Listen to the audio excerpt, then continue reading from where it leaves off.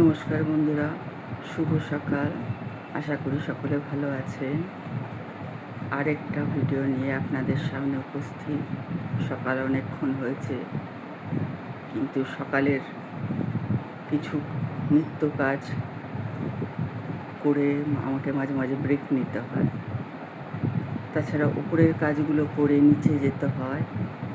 ওই জন্যে আমার ঠিক ঘুম থেকে উঠেই নয়, একটু পরে ওই ব্রেকিং টাইমে আপনাদের সময় একটু সুপ্রভাত জানালাম। সকালবেলা ছাদে চলে এসেছি।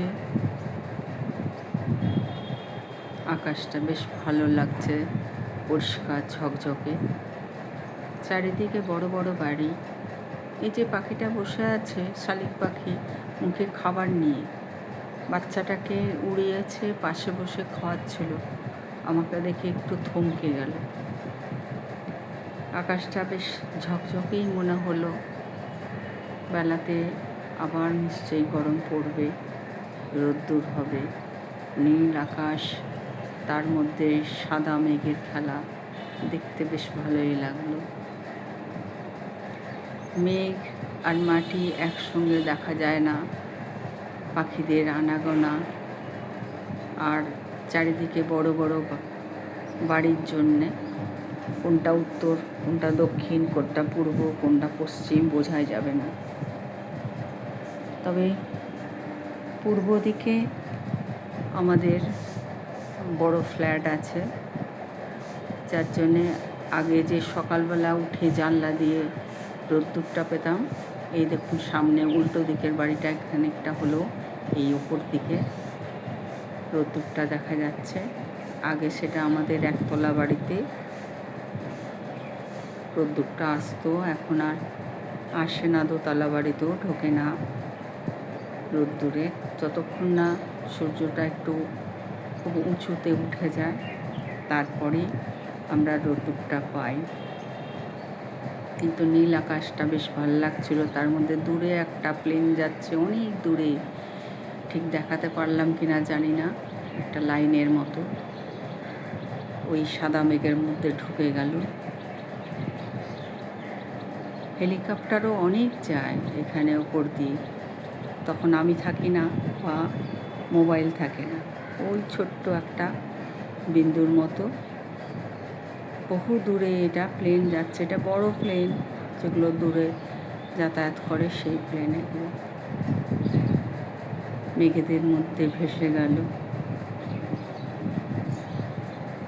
পাহাড়ের ওপরে উঠেছি, নিচে মেঘকে ভাসতে দেখেছি, তো এগুলোকে দেখে যেতে না পারলেও মনে হয় যে হ্যাঁ, মেঘগুলো যেন নিচে দিয়ে, ওই প্লেনটার নিচে দিয়ে ভেসে গেল। ওপরে মেঘটা উঠে গেল, মেঘটা ভেঙে চলেছে। আজকে অন্যান্য পাখিদের থেকে কাকের দাপটটা বেশি ছিল। ছোট পাখিদের ওরা ভেস্তে দেয় না। এই 2-4টে জামা কাপড় নিয়ে ছাদে এসেছিলাম, যেটাও আমাকে করতে দেয় না, কিন্তু ও অসুস্থ থাকায় আমি লুকিয়ে পরিমাণে কম দেখে একটুখানি কেচে ছাদে নিয়ে এসেছিলাম। আর আজকে একটুখানি মোবাইলটাও সঙ্গে নিয়ে এসেছিলাম। কিন্তু কেন জানি না কীরকমভাবে ছবিটা ছোট হয়ে গেল বা বড় হয়ে গেল বলতে পারবো না। এইটা ফ্ল্যাটটা, ওর পেছনে দিকে পূর্ব দিক থেকে এই যে সূর্যের কিছুটা আভাস পাওয়া যাচ্ছে। আর ট্যাঙ্কের জলটা ওভারফ্লো হলে সেখানে পাখিরা আসে জল খেতে, সেখানে ছোট পাখিদের তাড়িয়ে দেয়, বিশেষ করে কাক।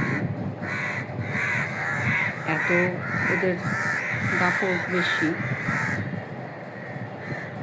যে ওরা ছোট পাখিদের একদম টিকতে দেয় না, তাড়া করে। আর ওরাও থাকে, কারণ ওরা জানে ওদের ছোট ছোট বাচ্চাদের ওদের হাত থেকে বাঁচাতে হবে। সেই আর কি খেলা এখানে চলতে থাকে। অতটা সময়ও সকালবেলা পাওয়া যায় না, তাও একটু মিষ্টি হাওয়াটাই বেশ ভালোই লাগলো। আশা করি আপনাদেরও ভাল লাগবে।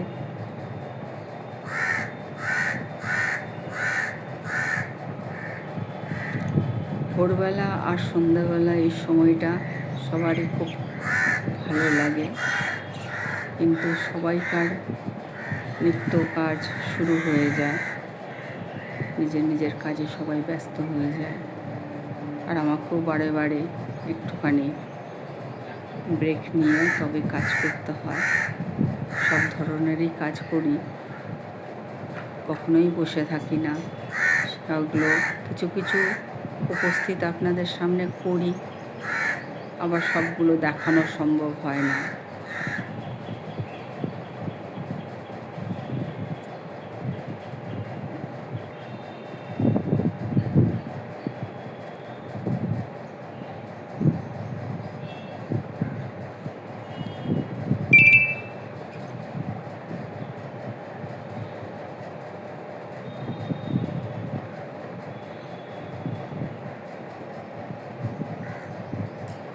ওখান থেকে শালিক দুটো এসে উপরেও বসেছে।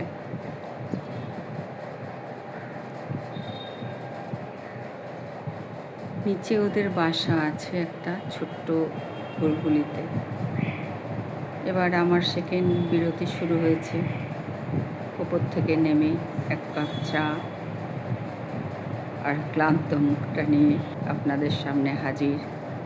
আমাকে একটু বেরোতে হবে, যার জন্য একটুখানি গ্লুকোজের জল গুলে নিচ্ছি। আর সঙ্গের আমার ওই বোতলটাতে ভরে নেব, কারণ